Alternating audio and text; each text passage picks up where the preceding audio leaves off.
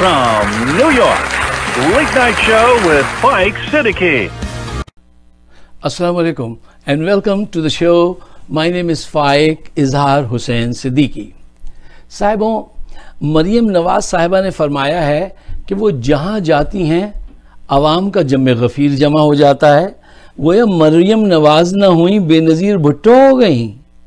अब ये ईमानदारी से सोच के बताइए, क्या बेनज़ीर की तरह दुपट्टा पहनने से कोई बेनज़ीर बन सकता है? नहीं, बेनज़ीर रोज़ रोज़ पैदा नहीं होती। और बेनज़ीर बनने के लिए आपको इल्म चाहिए, हिकमत चाहिए, तजुर्बा चाहिए, सऊवतें बर्दाश्त करने की एक लंबी लिस्ट आपके साथ हो।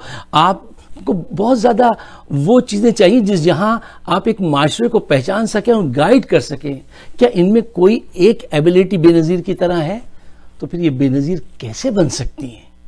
शौक़ तो हो सकता है, होना चाहिए, अच्छी बात है, कोई बुरी बात नहीं है।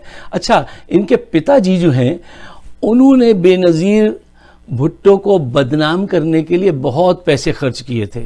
ऊपर से तस्वीरें फेंकी, नीचे सब कुछ, बहुत पैसे खर्च किए थे। और आज इनके पिताजी इन्हें बेनज़ीर बनाने के लिए रकम खर्च कर रहे हैं। बहुत खूब।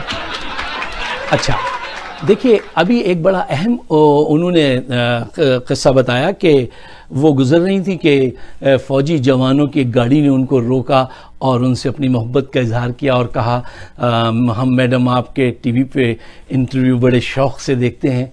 तो ये खुश हो गई। इन्होंने पूछा, अच्छा तो आपको मेरा सबसे अच्छा इंटरव्यू कौन सा लगा? तो एक जवान ने कहा, वो इंटरव्यू जिसमें आपने कहा था मेरी लंदन तो क्या, पाकिस्तान में भी कोई जायदाद नहीं है, वो सबसे अच्छा इंटरव्यू था। साहिबों, मरियम जब तकरीर करने आती हैं स्टेज पे या कहीं डिस्कशन में हिस्सा लेती हैं, तो आपने कभी देखा है कि वो क्या डिस्कस करती हैं? मैं, मेरा ख़ानदान, मेरा बाप, हम हुक्मरान ख़ानदान हैं, गालियाँ फ़ौज को, गालियाँ इमरान खान को, हमें इख्तिदार दो, ठीक है ना, ये सब कुछ ख़त्म करो, हमें सर्जरी कराने जाना है, हमें जाने दो, हमारे राह से सारी रुकावटें दूर करो, ज़ालिमों हम हुक्मरान ख़ानदान हैं। पाकिस्तान के क्या मसाइल हैं, उनका सलूशन क्या है, इस पे आपने इनको कभी बात करते नहीं देखेंगे। अच्छा, और उसके अलावा देखिए क्या चीज़ होती है, आज तक आपने इनको कभी ये देखा है कि ये कुलभूषण को कंडेम कर रही हो, मोदी को जब वो थ्रेट करता है पाकिस्तान को कंडेम कर रही हो? Not at all. Ashraf Ghani कितनी थ्रेट कर रहा है पाकिस्तान को, इसको कंडेम कर रही हैं? नहीं करेंगी। बल्कि अभी एक बड़ा अजीम ड्रामा भी उन्होंने किया है कि इंडियन वेबसाइट पढ़ने के बाद जो उसका मौक़िफ़ था उनको अपने मुंह में डाल के वो अल्फाज अदा कर दिए और कहा पाकिस्तान की वज़ारत ख़ारजा जो है उसको शर्म आनी चाहिए, माफ़ी मांगनी चाहिए अफ़गानिस्तान से। क्यों? सफ़ीर की बेटी का अगवा हो गया। अच्छा, सफ़ीर की बेटी अगवा हो गई, ये कन्फर्म है? ये कुछ नहीं किया। यार, जो लोग इंडियन वेबसाइट पढ़ के अपनी स्टेटमेंट बनाते हो, आप उनको किस कैटेगरी में रखेंगे मुझे बताइए। अच्छा चलिए, इसको भी एक तरफ रखिए, लेकिन एक काम तो कीजिए, किसी भी एक जर्नलिस्ट को चाहिए उनसे जाके कहे, मुहतरमा उस वक्त तो चलिए आपके पास इंफॉर्मेशन नहीं थी तो आपने ये कह दिया कि वो वज़ारत ख़ारजा माफ़ी मांगे अफ़गानिस्तान से, अब तो सारा ड्रामा सामने आ गया है। अब आप ऐसा कीजिए कि ज़रा कंडेम कीजिए सफ़ीर को जो रातों रात भाग गया अपनी बेटी को लेकर। सारे सबूत आपके सामने आ गए, ये कंडेम नहीं करेंगे। अच्छा, अब ये देखिए, किसी के बेवफा होने के लिए उसका मुंह से अनाउंस करना थोड़ी होता है, ये इशारे ही बता देते हैं कि उसकी डायरेक्शन क्या है। अक्लमंद को इशारा काफ़ी। तो ये वक्त है कि लोगों को चाहिए कि वो इन लोगों को पहचाने। सिर्फ वोट के लिए इस तमाम ड्रामे किए जा रहे हैं। कश्मीर में इलेक्शन जीतने के लिए मरियम फरमाती हैं, मुझे और पिताजी को फौज से प्यार है। फौज से आपका प्यार तो सच्चा है, वो हमें पता है, और वो कितना सच्चा है, कैप्टन सफदर से जो आपकी शादी हुई है, जिस अंदाज से हुई है, उसका सबूत तो सारे पूरे पाकिस्तानियों को पता है। तो आपका प्यार तो पक्का है, लेकिन आपके वालिद साहब का प्यार ज़रा मशकूक है। और देखिए, प्यार में जब शक आ जाए ना, तो फिर समझिए कि शीशे में बाल आ गया, फिर वो कभी दुरुस्त नहीं हो सकता। ये बहुत अहम बात है। अच्छा, नून लीग को इख्तिदार से दूर करने के लिए उनकी अपनी हिमाकतें काफ़ी होती हैं, फिर और उससे ज़्यादा ये होता है कि उनको ऐसे एडवाइज़र मिल जाते हैं, ऐसे सपोर्टर मिल जाते हैं जो उनसे भी डेढ़ होते हैं, उनसे भी 2 हाथ आगे होते हैं। अब देखिए हाल ही में अता तरड़ साहब, जो गालिबन रफ़ीक तरड़ साहब, ताड़ या तरड़ नाम है उनका, जो हमारे रफ़ीक तरड़ साहब एक सदर थे, बहुत ही खूबसूरत शख्सियत के मालिक थे, बड़ी सफ़ेद दाढ़ी, बड़ी अच्छे वो थे, उनके कुछ रिश्तेदार हैं, पोते हैं, या मुझे सही कंफर्म नहीं है। तो उन्होंने क्या फरमाया, उन्होंने कहा जब पेशावर से लोग पिंडी आकर इलाज कराते हैं तो मुझे शर्म आती है।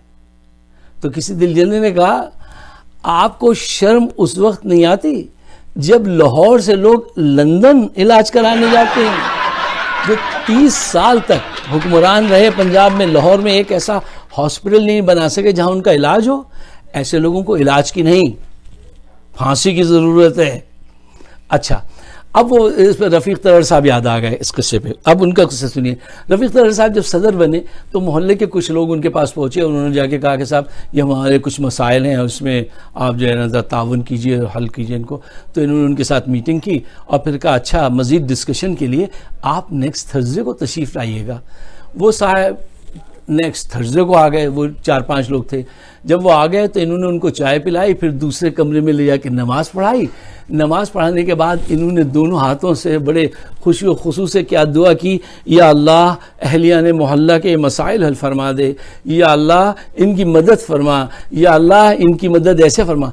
अच्छा, ये सब दुआ करने के बाद उन्होंने कहा अब आप लोग तशरीफ़ ले जाइए। तो जब वो 4 लोग बाहर जाने लगे तो एक साहब बोले यार ये कैसा सदर है, मसला तो इसने कोई भी हल नहीं किया, इसने भी दुआ करवा दी, दुआ तो हम खुद भी कर रहे थे। तो ऐसे बेफैज लोग, अच्छा कुछ लोग जो है सियासत में बहुत ही बेफैज होते हैं, या तो करप्ट हैं पाकिस्तान में, उनका अपना कट होता होगा करप्शन में तो वो करते हैं, या बेफैज हैं। अच्छा, बेफैजी पे एक और साहब बिल्कुल उन्हीं की शक्ल के याद आ गए कि एक साहब थे, वो भी बड़े अच्छे थे किरदार के, बारिश आदमी थे। तो उनके पास मोहल्ले का एक लड़का पहुंच गया, सुबह सुबह बैल बजाई, वो बाहर आए, कहने लगा, वो कस्टम में काम करते थे, कहने लगा बुजुर्ग आप मेरी शराब छुड़वा दीजिए। उन्होंने कहा अच्छा मैं दुआ करूँगा। फिर बोला बुजुर्ग आप मेरी शराब छुड़वा दीजिए। उन्होंने फिर कहा मैं दुआ करूँगा, तुम्हारे लिए कोशिश करूँ। तो फिर वो बोला मेरी शराब छुड़वा दीजिए। तो इन्होंने उसके सर पे हाथ रख के कहा मियाँ मैंने कहा ना मैं आपके लिए दुआ करूँगा। तो वो बोला दुआ नहीं कीजिए, वो कस्टम वालों से बात भी कीजिए वो कस्टम वालों से बात भी कीजिए, फिर शराब छूटेगी, ऐसे थोड़ी छूटेगी। तो हो सकता है कि रफ़ीक साहब सदर पाकिस्तान जो थे वो भी बात को ना समझ पाए हों, जैसे ये साहब शुरू में नहीं समझ पाए थे कि वो कह रहा है मेरी शराब छुड़वा दें, तो उसकी शराब फंसी हुई थी कस्टम के अंदर। तो इसी IQ के लोग जो है पाकिस्तान की सियासत में नुमाया हैं। दुआ कीजिए कि कुछ रब ही कोई कारण वो दिखाएगा राह, और वो कोई मौजज़ा तो ही बचेंगे, वरना चांसेस हर तरफ से अंधेरे के हैं। और इसमें आपका मेरा क्या किरदार होना चाहिए, इसकी अहमियत है, ये मैं आपके सामने रखना चाहता हूँ। अच्छा, जो मैं बात आपके सामने रखना चाहता हूँ वो ये है कि देखिए कि अफगान सफ़ीर की बेटी का जो ड्रामा जो था वो तो सबूत तक सामने आ गए ना सारे। अब जो हजरात इस सिलसिले में जो जर्नलिस्ट बहुत बढ़ बढ़ के हुकूमत को बुरा भला कह रहे थे, अब उनको मत छोड़िए, उनसे कहिए कि अब तुम ये प्रूफ आ गए ना, अब जिस जज्बे से तुमने इसके हक में बात की थी अफगान सदर के और पाकिस्तान के खिलाफ बात की थी वजारत खारजा के, अब इसको डिनाई करो। इनका पीछा नहीं छोड़ना चाहिए, उनको पोक करना चाहिए, उनसे बात करनी चाहिए। और इसके अलावा देखिए इस ऐसी जब कहानियां सामने आती है ना, तो किसी भी जिंदा माशरे में उस पर फिल्म बनती है, ड्रामे बनते हैं, नज़म पोइट्री लिखी जाती है, ठीक है ना, छोटे शॉर्ट ड्रामे, वो जो लड़के आजकल क्या टिकटॉक बनाते हैं वो बनाइए, कुछ एक्टिविटी कीजिए। बहुत बड़ा मवाद आपके हाथ आया है, इसमें बड़े ट्विस्ट एंड टर्न है, इसमें बहुत अच्छी फिल्म बन सकती है। ये काम करने चाहिए। ये काम आज के 5th जनरेशन वॉर के बहुत बड़ा टूल है, इसको काम करना इसका सीखिए, इसको आगे बढ़ाइए। और हुकूमत को चाहिए कि वो पूरा एक डोजियर बनाकर पूरी दुनिया में इस केस को पेश करे डॉक्यूमेंट्स के साथ और दिखाए कि अफगानिस्तान में पाकिस्तान का मौक़िफ़ क्या है और दुश्मन पाकिस्तान के साथ क्या कर रहे हैं।